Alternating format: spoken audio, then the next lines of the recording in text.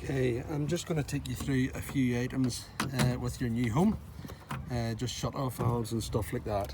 This is your electrical cubicle with your meter, and then you've got a master shut off switch over here for all the electrics coming into the house. Should there be a major fault or anything like that there, you can throw the trip outside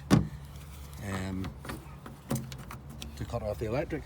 You've also got a gas meter, which is in this recess box, and you've also got a shut off valve here for all the gas going into the house. So should you smell gas at any time, the best thing to do is to come out and turn the meter down to 3:15, or sorry, turn the lever down to 3:15. Some houses are provided with a ground box, which will be a brown box just at the front of the house somewhere. In the front garden or in the footpath to the front of the house, there is the water tubby, which will be just like that there. It could be in the tarmac at the front of your house as well. Okay, we'll go inside now.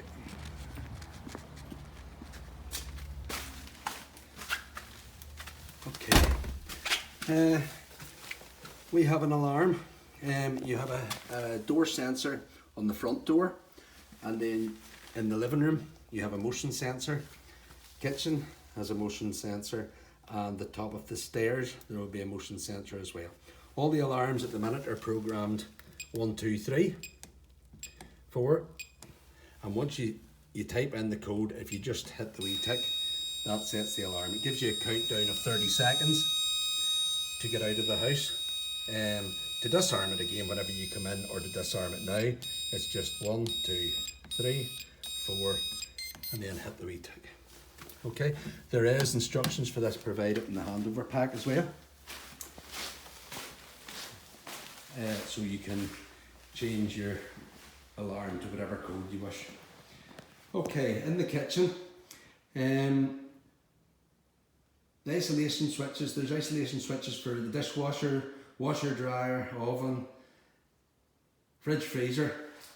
Now the isolation switches, as you can see here, you've got your dishwasher in this position just underneath the worktop, and just above the worktop you've got the isolation switch for it. Whenever you turn it on, you'll see it works. Again, the same goes for your washing machine. Washing machine is in here. Again, you've got an isolation switch just above the unit. So whenever it's turned on, your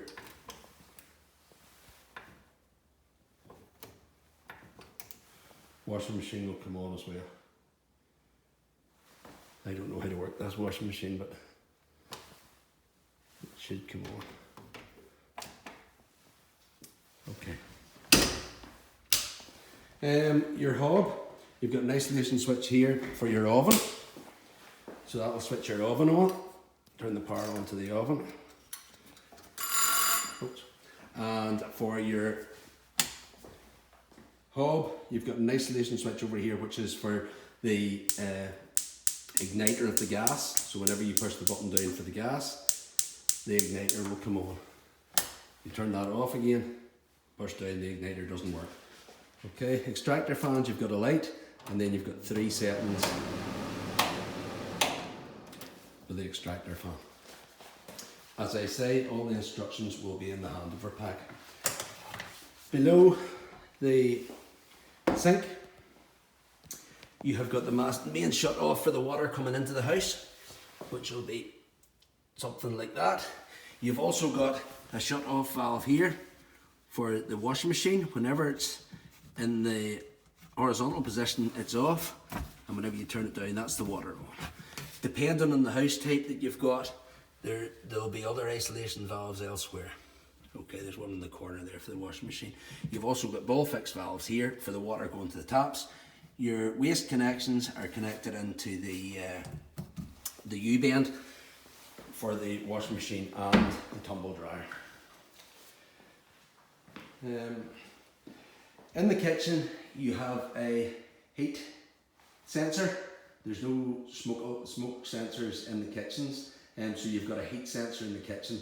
These are hardwired to the mains, they also have a battery backup system. At the top of the landing, you will have a smoke detector as well, and in the living room, you will have a smoke detector and the hallway. In the kitchens, or any room that there's a gas appliance, you'll also have a carbon monoxide alarm. This is not hardwired, this is battery operated and would need changed whenever the wee bleeper starts to go off after 5 years or so. It'll need changed. You don't change the battery on it, now you have to change the whole unit. Okay, the boiler are usually placed in the kitchen, unless again if you have a house with a utility room. The instruction manuals, just like this one here, will be in the handover pack. Basic settings, you've got your hot water setting, which is shown by the tap, and you've got your heating controls, which is by the radiator. Okay, so you can adjust the heating controls up to about 80 degrees or down. Best idea is to keep it about 70-80 degrees, and then you can adjust the temperature with your room stats. There's a room stat in the living room, which is the main habitable room downstairs, and the master bedroom upstairs. The temperature for the hot water, my advice is to keep it up to 60 degrees, because no matter what tap you're using in the house, they're all mixer taps, so you will be able to add the cold water to it as you have it on. Down below the boiler, you've got an isolation valve for the gas. Again, whenever it's in that position, that's it in the on, and then if you turn it to a quarter past, it'll be in the off position. Should you have to bleed radiators in the house, all the radiators are pressurized, so you need to top up the pressure valve on the boiler again. The pressure valves usually kept between 1 and 1.5 bar. You can see it there, just about between the 1 and 1.5 bar. Below the boiler, there's 2 valves to top up. You have one here, so if you turn that round, and then the second one on this side, and if you turn it round, you'll see the temperature, or the water, will just be starting to rise again. You can see it very slowly rising. Once you get it up between 1 and 1.5 bars, you can turn the both of them off. This would only be whenever you're bleeding radiators, because it's a sealed system, and whenever you let the air out of the radiators, you have to fill it again with water to make them work properly. The temperature is controlled by, as I say, there's a room stat in the living room.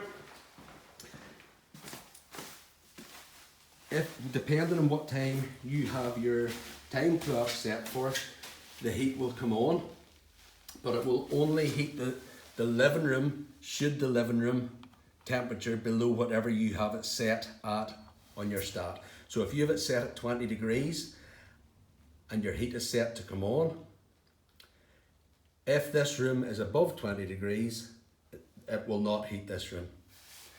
My advice is, for the downstairs, is there's also stats on all the radiators except for the bathrooms, en suites, WCs. So the downstairs, personally, I would keep the stat in the living room to about 3, because then that is going to take longer for the living room to reach whatever temperature you have it set at on the room stat. The other rooms downstairs, the hallway and stuff like that, you can turn them up or turn them down depending on what temperature you want in them. So these rooms are not controlled by the room stat in the living room. You control them, the stats on the side. Your time clock for the heating system, you have 2 zones. You have an upper zone and a downstairs, 1 and 2. So you have zone 1 for downstairs, zone 2 for upstairs, or vice versa. You have 3 time settings on zone 1. So you can set zone 1 to come on 3 different times during the day for an hour, 2 hours, 3 hours, whatever you wish. And again, you could have zone 2 in the summertime, maybe just coming on its own to heat the bedrooms slightly at night time. And then you would have no heat coming on downstairs. So you could have one zone working and the other one not working, or both working at the same time. The lights, the recessed lights that we use there's no bulbs to replace in them.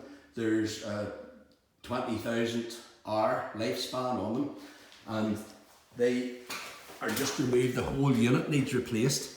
So there's 2 springs on the sides of it, and once you pull this down, the 2 springs will pull in, and then if you just hold the 2 springs and pull it on down, it'll come out, and you just take the whole unit away to get the whole unit replaced. There's a longer lifespan with these types of bulbs.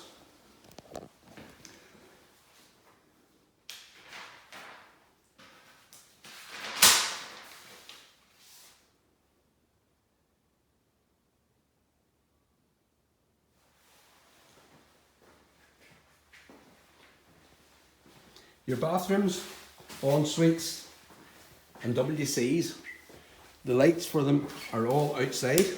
So whenever you turn the light on, you'll have an extractor fan that will come on with the light. To turn the extractor fan off, there's a switch just above the door in all these rooms to turn them off. This is the WC, so in the WC or under the stairs is where your consumer unit will be, and the alarm control panel. Your consumer unit is all labelled as to what trip works what. Sometimes when a bulb goes, it can throw down the lighting circuit, so you can come in, find where the lighting circuit is and turn it back on again, and then you can see what bulb is gone and replace the bulb after.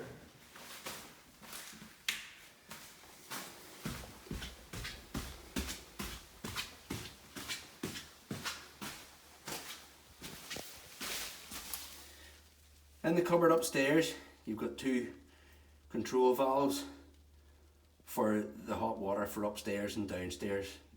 They shouldn't need to be touched by anybody except for a plumber.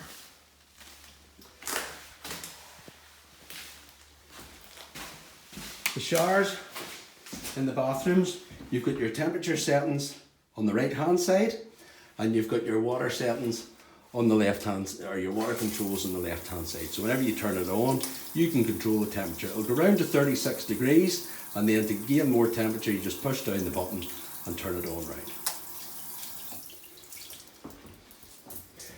Again, another isolation switch for the extractor. That's the stat in the master bedroom. Again, advice would be around about 21 degrees would be normal living temperature. Some people may like it hotter, some people may like it colder. Just be careful if you do turn it down to 15 or less. You may find that the radiators will not come on in that room because the temperature is above the temperature on the room stat.